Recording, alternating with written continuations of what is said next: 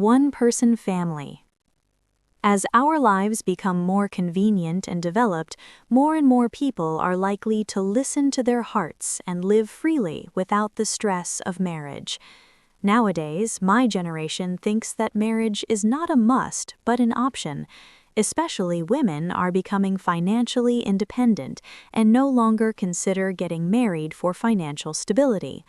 On the other hand, some men think they are not qualified for marriage because their jobs are unstable and their salaries are too low to support a family. When a spouse of an elderly couple dies, the surviving partner often chooses to live alone rather than with their children's family. However, loneliness and healthcare are major challenges they need to overcome.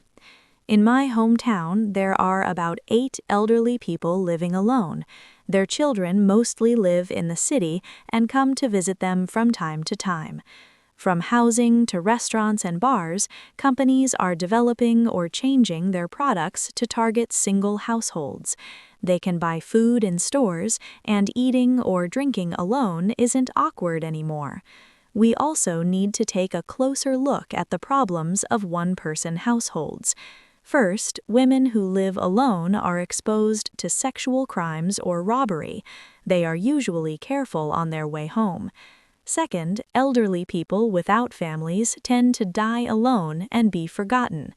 Their neighbors and social workers need to visit them regularly. Now I live alone and visit my eldest uncle, who also lives alone, every weekend. Since both of us sometimes feel lonely, it's nice to spend the weekend together. Talk about it. Do you want to live alone? Why or why not? Do you know anyone who lives alone?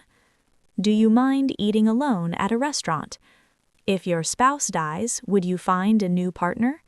When you feel lonely, what do you usually do? What should our society do for one-person households?